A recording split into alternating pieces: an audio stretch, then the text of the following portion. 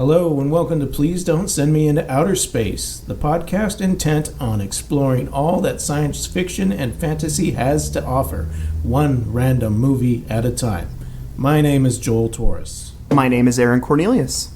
My name is Sarah Roberts. And this is what you want. This is what you get. This is what you want. This is what you get. This is what you want. This is what you get. This is what you want. This is what you get. This is what you want. This is what you get. This is what you want.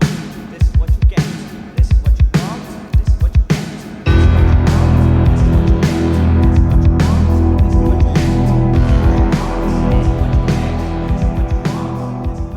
Movie hardware. Why are you laughing at the movie hardware? We haven't even started yet. Just looking at the cover art. I mean, the cover art. Look at that chin. It's supposed to be a manly cleft. I mean, I know that those are two syringes, but it looks like... See, the thing is, from this angle, I couldn't even see the syringes, so I just see, like, two large protrusions. Yeah, he looks like he's got a ball sack. He's a killer robot, okay? You're right, he has feelings. And that goes along with the theme here of, like, his only goal seems to be to use his drill dong on people, so it kind of makes sense. I haven't even gotten into this yet. Okay. The movie is Hardware, directed by Richard Stanley, and starring Dylan McDermott, Stacey Travis, John Lynch, among other people, including Porkins from Star Wars in a disgusting role. Wasn't his. I'm not saying that the guy who played Porkins from Star Wars is disgusting. I'm saying the character he played was gross. Maybe it's some type of afterlife thing, reincarnation. Maybe maybe he wasn't a good enough rebel, and so this is some type of later on reincarnation for him. I don't know. It was the other way around. Well, I guess that was a long time. A time ago. Yep. Mm-hmm. Now we're going into some sort of weird fanfic. I'm not ready to go in. Okay, sorry, Joel. If there's anything I'm good at, Joel, it's Aaron, making sure we're off topic as soon as possible. If you were going to synopsize this movie, okay, give me some bullet points. What is this movie about? All right, this movie's about the harsh living situations of being a person after the bomb, basically, in my opinion. It's a very wasteland-oriented film where humanity is trying to survive harsh radioactive kind of stuff. And then, well, I mean, I think that's what the film was supposed to be about, but then it kind of... This is not a bullet point, but I'll just keep going anyways with it. It's a single long bullet point. I can't stop you. and then it's about a robot. And the robots need to get into the fridge. The hardware in the title of the movie is a robot. Although there are a lot of different hardware items in this movie, I believe the titular hardware is the M13 robot with the glowing eyeballs and the ball sack needle chin. Okay, so bullet points. Yeah, bullet points. All right. Okay, so 1, harsh wasteland. 2, people trying to survive. Our main character, Mo, comes in from the desert. He's ready to sell some stuff to this dealer, who happens to be a little person who I immediately recognized as the man who gets pooped on by the bird in Willow. Although you didn't remember that, I had to show you the video. No, thank you. Thank you for showing me that video. It was a good little moment there. He was the naysayer of the village. That's right. He just would not agree with magic. I wouldn't agree with either, man. That would magic. Sorry, Warwick Davis, but your character was annoying me. Okay. So he comes in. He happens to have, or he's just in there to sell stuff. Some guy comes in from the desert. He has a robot head. A mystery robot head, and this guy buys it off the other guy, and then there's another guy, and there's 3 guys, and you know what, I guess I should establish. Dylan McDermott is Mo. He's the one who buys the robot head, and the junk dealer cannot identify it. That's played by Mark Northover. But they don't think it's worth very much. So Moses decides he's going to take it to his girlfriend who we haven't met yet. He's also got his friend Shades there. Shades, who doesn't. If anyone didn't fit into the world of this movie, he seems the weirdest. There's like a certain level of grime about everyone, and then there's Shades, who's just like, impeccable. Yeah, he's all clean cut and wearing a nice jacket and has a British accent and apparently is a spaceman. Anyways, this is not going as fast as I was hoping. Oh. They take the no, it's not a negative thing. I get caught up in the details. I can't help it. There are a lot of details in the movie. It's all beautifully shot, and you want to talk about all the little bits and bits. Definitely. Okay, here, I'm going to wind it out fast here. Okay, he takes the head to the girl. The girl is an artist. She puts it in her art display. They don't think anything of it. The junk dealer calls Moses and says, "Oh, you bring back that head. I found out what it really is, and we're going to get lots of money." So he wanders off. The girl is alone at home, and the robot head activates itself because it turns out it is a super secret military robot that can reassemble itself from parts and steals power from anything available, including the sun, and is allergic to water. But okay, forget about that. Everything else is important. Totally important. Mm-hmm. Oh man, I don't know, man. This robot. I think honestly, had she not been like taking drugs, the movie probably would have been like solved with pretty quickly. She probably wouldn't have been able to like toss the head out the window and movie would have been over. Something like that. So it's definitely some sort of anti-drug message in there secretly somewhere. I don't know. There's a lot of secret messages. Drugs are bad because you'll get too late to your friend's house and you won't wake up on time to prevent your own murder. B, art is bad because it doesn't mean anything and you can't make any money off of it. And C, men suck. But that's my own personal interpretation. Well, I would have to say that the movie definitely hits that home pretty hard. That all the guys are just not with it enough, man. They're not with useless. it. Yeah. She's the only woman in the movie that has a character, and she's the only one who seems competent enough to actually fight back when this robot is doing its thing, and every other guy is ready to take credit anyways, though, including those security guys who live in the basement, I'm assuming. Like you do when you're working a security job. The only other female character would have to be the angry Asian woman who lived underneath their house and apparently just thought that they were having a really long sex scene, which they did earlier in the film. I wonder if that was supposed to be... I mean, this is reaching. I was talking to Sarah earlier, and she brought up Blade Runner. I was like, well, is this the only way they could wedge in some Asian theme to it, like Blade Runner has all around? Okay. She's wearing kind of a kimono robe when she goes to sleep, and then we've got the Asian family. There's no reason for that family to be there, and there's definitely no reason for them to be Asian for some reason, except for... the only that was pretty much the only ethnic character I could think of other than, it was the some type of ethnic token ethnic character that I could think of. I was just gonna say, okay, I'm Sarah. Hello. Hi, Sarah. I just heard you guys talking about this Asian theme, and I've watched kind of a lot of sci-fi movies, I guess, for a girl that's my age. My mom is really into sci-fi. And I have noticed in more than one sort of dystopian future that there are more Asians and Asian themed stuff happening, and I think it must be because the population is so dense in Asia that people have sort of prophesized that in the future everybody will have more of a mixed ethnic background, and that like the population of the world might have to get all together in a different place on a different continent or something.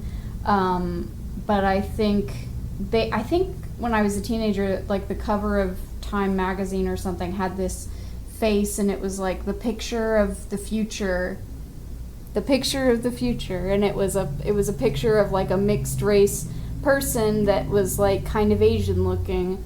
But in these movies, you never see someone who's kind of mixed race, who's kind of Asian looking. It's just like a random like Japanese person standing there. Right, it's white. Or a fake Japanese person in Blade Runner. Right. Yeah. Wait, are you talking about Edward James Olmos? He's not fake Asian. He's Mexican. Mexican. Yeah. It's like me. I'm half Mexican, but I got... You know what? I'm not going to go into it because I'm going to go into an uncomfortable area. I like the idea of equality and diversity in the future, like Star Trek did, like Star Trek had. But I think that in these movies, it's like...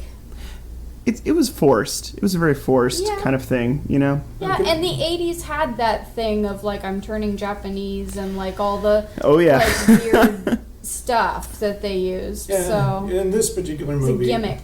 Yeah, in this particular movie, other than that family and that woman being angry and hitting the ceiling with her broom, there was no reason for that. Yeah. Although they had a really nice house. Thank you. When the main lady eventually ends up crashing through the window of that apartment, they got a real nice place. They're all packed up for dinner and a bunch of characters that we will not see other than that one scene. Yeah. Did we already finish the description of this movie? I don't remember. I think we just kind of... It's there. It's there, Joel. It doesn't really matter. I mean... but yeah, no, Hardware is definitely a film about, some guy who thinks that this lady that he likes will enjoy this robot head, and then it turns out to not be that. And there's also a really cool scene with a taxi that's a boat. Ah, well, a boat taxi makes sense to me. Yeah. Place a motorhead, you got a boat. I love that part, personally. There's so much of this movie that, we run off on the story there, but that's because I watched this movie twice, and I just lose interest after the beginning point when he comes and delivers that head, and then all of a sudden we got the robot trying to kill somebody. Like, I could care less about the robot killing scenes. I'm more interested in this outside world. And, yeah, the characters... weird, like the religion things that are going on in the background. I see a lot of Christ stuff, but I also see a lot of Buddhist stuff, and I see some, other gods that I'm not familiar with. And a lot of people going into meditation poses when they're on drugs, which I don't think is necessarily associated. But well, I think the idea was they were trying to obtain some higher sense there. So I mean, I could see how they tried to put the religious and the drug reference hand in hand, just to try to achieve that. I don't know. I don't know where I'm going with this show. It's 1990, man. Drugs are cool. Yep. Still. Every time you're on Earth, you want to be back in the sky. I have to say though that it's kind of a hit or miss for me, but I did enjoy some of the music in the film. No, I think it's got a lot of good music, with the exception of, once again, when we get to the robot screens, or the robot attack scenes, it's a lot of digital keyboard imitation of 1940s horror movie sound. And well, I like how Sarah mentioned that the part of it felt like it was coming out of the labyrinth at certain scenes too, like when Mo is injected with the needles of the robot, and there's suddenly this total synth noise straight out of out of the labyrinth, man. Mm-hmm. It was awesome. I haven't seen this movie. Don't admit that. But I'm kind of wondering what the end game for the robot was, having not seen it. Like, what is this robot's mission? Total annihilation. He was just there to kill everything. Does he have, like, a human spirit? No. She even asks him straight out, what is your mission? And we find out that spoiler alert, that Moses has died and has recorded part of himself to play back, or was saying something aloud that the robot was playing back for her, because he plays back different sounds of other people talking. Very, very Predator-like. Mm-hmm. Yeah, because the Predator did that in the other films too, Right. to lure people in. Predator, get some Terminator in there, put in some Blade Runner. And I'm not saying these things like the movie is copying. Using those kind of things is almost impossible when you get inspired by some of the best stuff you've ever seen. You got to put that into your movie. But there's all kinds of great crane shots going on and transitions into other scenes, and like you were saying, the music does really well. And I just keep going back to get that freaking robot out of my movie. Well, You said get the robot out, and you said I don't want to be stuck in the apartment. yeah. Well, I think they established there was a really interesting world there, and then they just crammed you in this apartment for the rest of the movie. Yeah. Like, I wanted to see more. Like, what if they just had gone for like a post-apocalyptic walk in the neighborhood? Like, I think that really would have added to the film, in my opinion, just to see like, Mo's like, hey, lady that I kind of like, but, I'm really misogynistic towards. How about we go on this walk, and I'll show you how manly I am while we walk around town together. That would have made the movie, like, way cooler. Like, see him, like, shove people out of the way or something while they're trying to go get a post-apocalyptic hot dog at a post-apocalyptic hot dog stand or something. That's why it starts out. He's going through the city on his way from coming out of the wastelands to go to the place, and he like goes through a building, and he's like, what happened here? This used to be nice, and all this stuff like that. They're making comments on what's going on, and this is like, oh, I want to stick over here. I want to go see what's going on. Yeah. Over instead, we end up stuck in her fallout shelter. It sounds like you guys want to hear you want to see more of this movie, but a different version of it. Oh, yes. Yeah. Yeah. Joel's like, no. I'd like to see the Adventures of Shades and what's the girl's name? Jill. The Adventures of Shades and Jill. In the city. We'll just leave Moses out in the wasteland. He can come in every once in a while, and the robot doesn't exist. Now, I have purposely been avoiding talking about one particular character who, unfortunately, can fit into any time period. It doesn't have to be post-apocalyptic for this pervert to be. This is the guy who I said played Porkins on Star Wars. Actor's name is William Hootkins. And his last name is Hootkins. that is correct. Okay. Are you making fun of the No. Oh, no. Rest in peace, man. Rest in peace, sorry. Mr. Hootkins. I'm sorry for Aaron making fun of you. Sorry, man. He's gross. He's one of those. He's a overweight man, which is not a big deal. He has a disgusting ponytail. He's got disgusting things on his face, and he's always he's gleaming with not sweat. It's too thick to be sweat. It's like petroleum jelly. He glistened, definitely. It's for sure. It was very unsettling. They did a good job of making you feel unsettled. Yeah. They did a really good job to get that. And he says some of the nastiest things in the movie, and I read that this was all ad-libbed, which is kind of amazing. Ab-libbed? Uh-huh. Oh. I don't know how I feel about that now. I would like to make sure that responsibility was on someone else's shoulders, but man, that guy, that's... it was all rest in peace, dude. He's a nice guy. He's supposed to be a gross pervert. And he did a good job. The one thing that disturbed me the most was, for some reason, he always wore rubber gloves. Yeah. Or latex gloves. And he liked to emphasize that he was wearing them too. Yeah. Like you'd see him stretching the plastic over his fingers and stuff, and I don't want to know why. And then just to paint a picture in your mind, viewers, he pumped this little device thing to take photos of things, and it was just... I've seen that kind of plunger before. Yeah. On a camera, but it was really kind of creepy though. Yeah, they did a good job of the creep level was up there. The It was only way really- it would have been creepier is if he could only take photos when he inserted. Well, you can use your imagination for what I was going to say. Thanks, Joel. Sarah's covering her face with a pillow right now.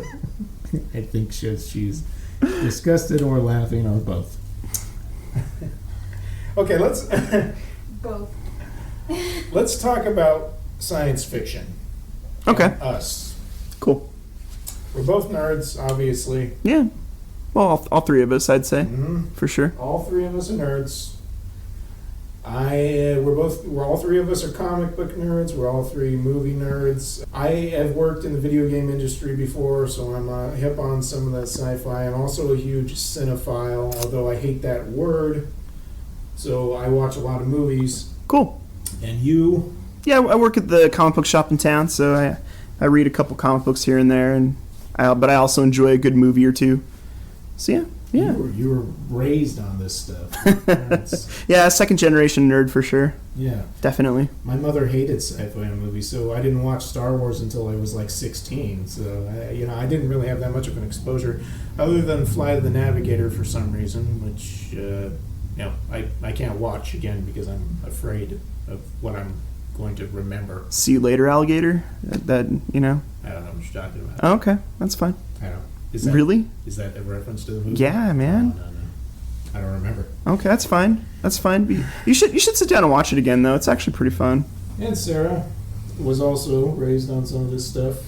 Well, I don't know how much when you were younger was your mom exposing you to science fiction movies? My mom's a Trekkie, so I saw a lot of Star Trek. That's awesome. And my mom was kind of. She's a total cinephile too. She's seen like hundreds of movies. She'll watch anything, really. And I'd say that the kind of sci-fi she likes more is either like a disaster movie that's like an adventure, or like a low budget, like kind of quiet sci-fi, that's my favorite kind now.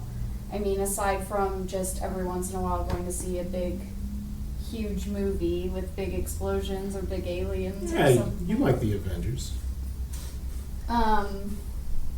But yeah, I'm into visual art, and I love fashion and clothes and music, and I think I'm kind of an honorary nerd. I don't open my mouth a lot when I'm around sci-fi nerds because although I have opinions, like, I've had a lot of people tell me, like, actually, you're wrong about what you're talking about. For reals? That's called... For reals? That's called mansplaining. I'm sorry. Yeah. Oh. And every woman gets mansplained, and it's not cool. Oh. But, yeah, some of my... I don't know if you guys want to talk about some of your faves. But, I'm cool with that. Yeah. Yeah, some of my faves growing up were like Starman and what was that other 80s one with the alien that raises the boy, or the guy who raises the alien child. What is that one called? That one's called Alien Enemy Mine. Enemy Mine. Enemy Mine. Yeah, Yeah. I loved that movie. Love that when I was a movie kid. too. And like in my adulthood, like some of my favorites are Moon and I like Moon a lot. like low budget stuff that doesn't necessarily have huge explosions, but is sort of challenging on a story level. I don't know. I like understated things. Cool. Independent stuff. Right. So my favorite movie of all time is 2001, which makes me a pretentious asshole. Nah, dude. That's a great movie. But I don't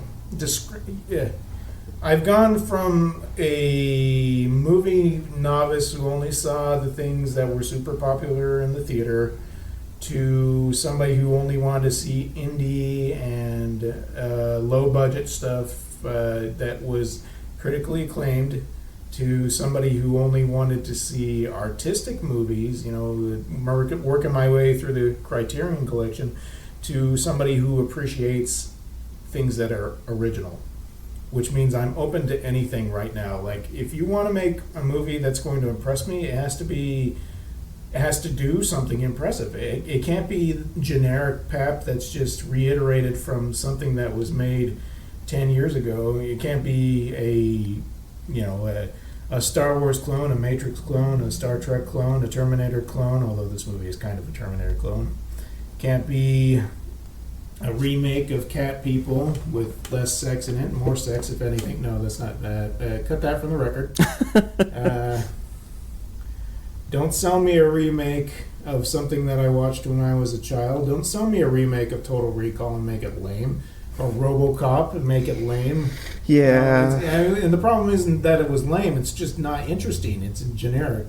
I'm going off on a crazy thing. No, you're not. You're not. It makes perfect sense to me. The remake is, pretty boring, dude. Yeah. There are some that are pretty cool, but Right. like I would have to say in the last few years it's been pretty boring. You have to kinda, do something interesting. Yeah.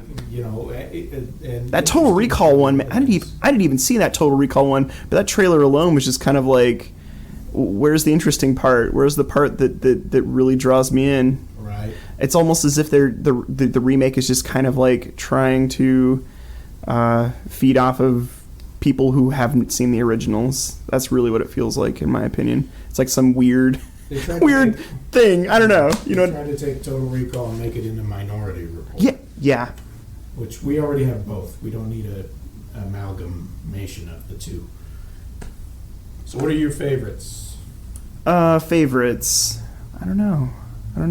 Caught a blank right now. I like movies, that's for sure. Okay. I like science fiction movies.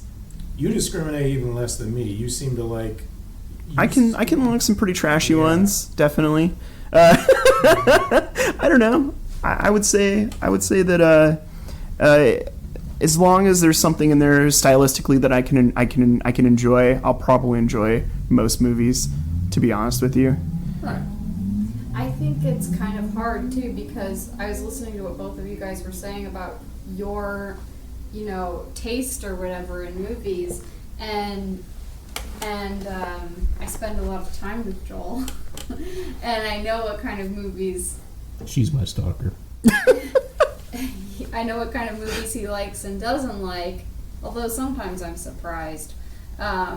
Either because he likes something I never would have expected him to, or the other way around. Something has all the right hallmarks and he still doesn't like it for some reason. But I think it's hard to find a movie that's fun, like especially fun and impressive in some way or unique in some way. And my mom always used to say this when another sci-fi movie would come out. She would say it must be hard to make a really good science fiction movie because you're creating a whole new world from scratch. And maybe 99 times out of 100 that world is terrible or something goes wrong along the production line of that movie. But she was willing to try every time. She was willing to sign up and go see that next sci-fi movie just in case it was like the 1 in 100 that came out the way she really liked. And so I've seen a lot of movies with her, but I think it's hard to have that combination of like fun and impressive, and then also like in a sci-fi world you have to be able to pull off the illusion of this other reality or this other future or something. I don't know. I think it's a tall order. Yeah, definitely a tall order. Yeah, you can't...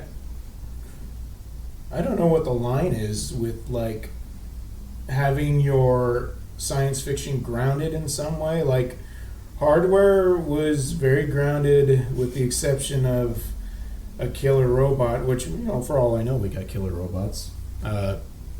Okay, not in this room, but somewhere. Well, I just want to interject real quick. Have you seen that thing? Robot over there. No, well, have you seen that internet meme where like the guy comes home and he has a 9mm, and so his girlfriend's like, "Well, why do you have a gun?" And then he says, "Because of Decepticons."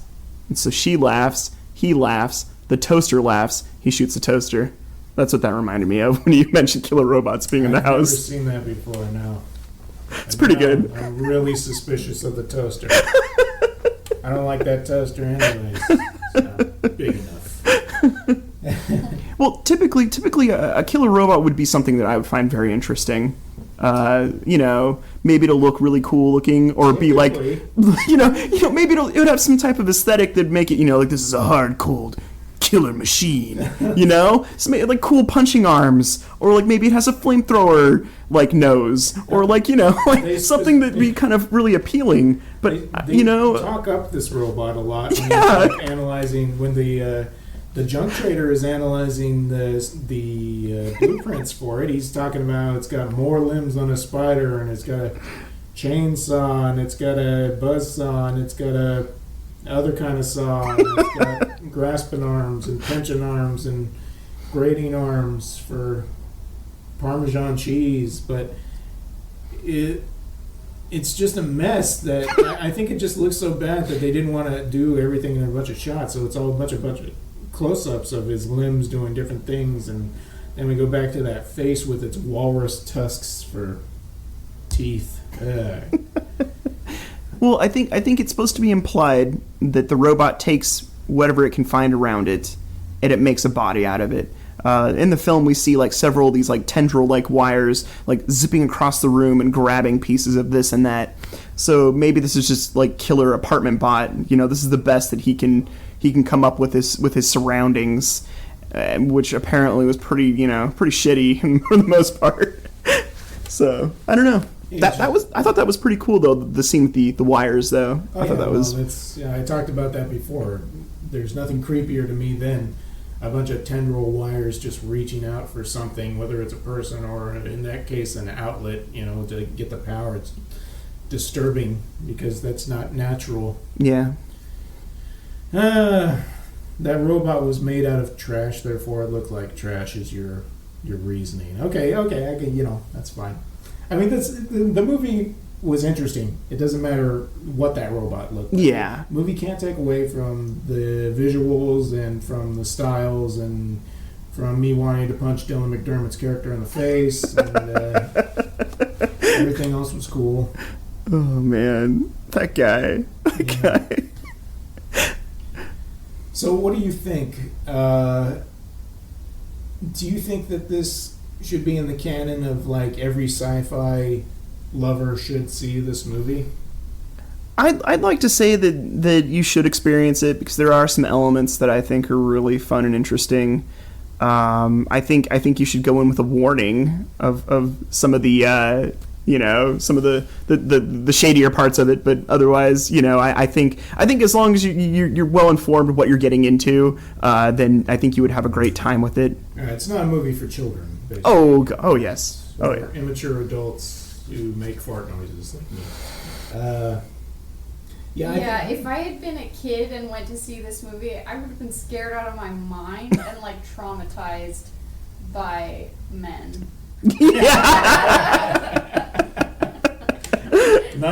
Not robots, men. Yeah, that part's pretty gross. And then there are two different gory death scenes. The funny thing is, I remembered when they killed fat slobby pervert guy, but I didn't remember that guy getting cut in half. Oh yeah. Oh man. Cut in half-itation by sliding door. Yeah, some gore out of the thing, if you ask me. That's what I thought of when you said the things crawling across. Like, I thought the thing. Yeah. If you were going to show one sci-fi movie to, like, a 6-year-old kid that was really excited about, like, sci-fi stuff, what would you choose to show them? Star Wars. That's what I'd show. Episode 1. No. What? How to Ruin a Child? No, the reason I would show them Star Wars Episode 1 is because that is made for children. Star Wars... Yeah. I think that, honestly, I might have found the original Episode 4 Star Wars not annoying, boring as a child. I differ. Well, that's you. Like you, man. Your parents exposed you to all kinds of boring, nerdy stuff. When you were a kid. That's not- Boring nerdy stuff. Boring nerdy stuff. No, All right. I think All right. you can. I'm a little offended. Get your parents on the phone.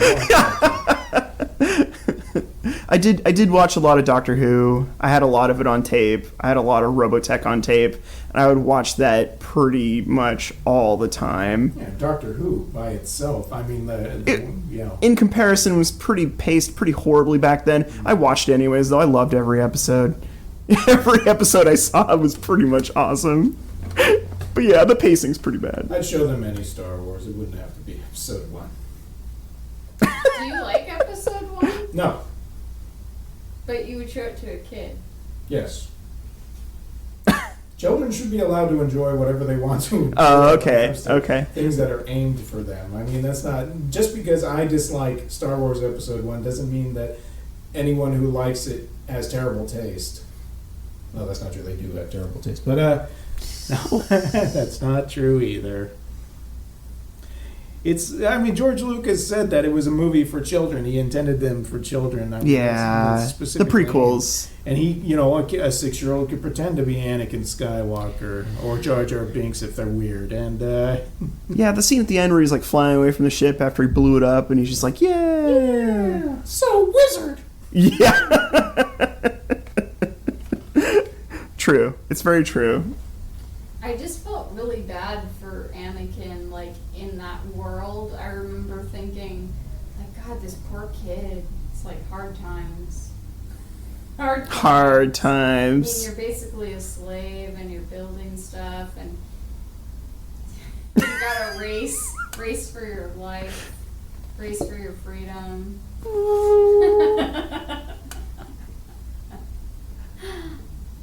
So true though. That pod racer helmet totally looked like that hardware robot head, by the way. Yes, it did. In my opinion. That's IMO. You brought it back around. Segway. That was one of the only things I saw was like the moment where the hardware helmet was there before anything happened to it. Right. And I remember thinking like that it didn't look so bad right then, and it kind of looked unassuming and like innocent. Yeah, it could have been friendly.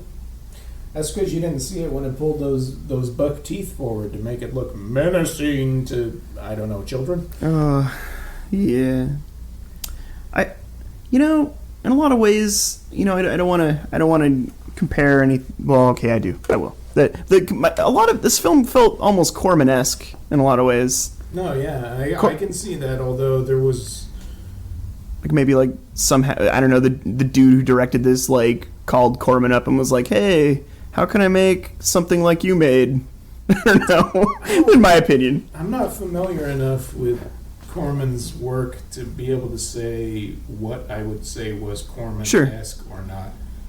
But I don't feel like he would have been so hot on the...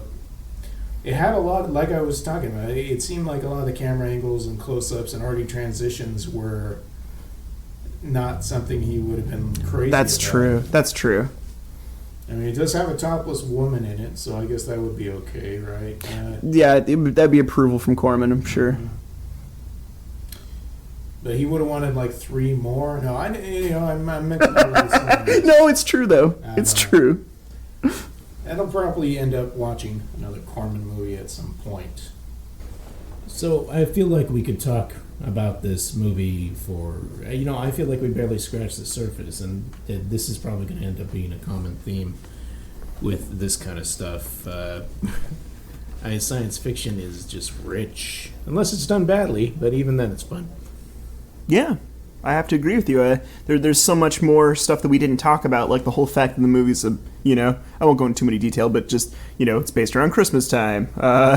Other things that we didn't talk about, the whole close-up on the lips thing. Well, one of the characters, but multiple men's sweaty lips, and... the weird Western-style guitar music that occurs randomly. Yeah, there's just a lot going on.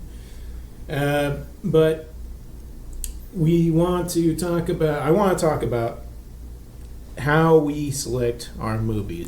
Joel, how do we select our movies for this Well, this thing? I'll tell you. We reach into a pocket dimension. A pocket dimension that only consists of movies that are available on Netflix right now, because that's what we have access to. And that gives us a random film. We've already selected our random film for next week. It is a movie called LFO, the movie from 2013. Oh, yeah. I've never heard of it. Nope, never heard of it. Looks like we're going to have fun. It doesn't matter what it is. It doesn't matter if it's good or bad. We're going to have a fun time. Oh, yeah, anyways. definitely. So, until next time, I'm going to sign off and say thank you for listening. Yeah, thank you very much. If you did listen, if you didn't listen, you don't get a thank you. And we'll Thank see you retracted, if that's the case. Yeah. We'll see you next time. Bye-bye.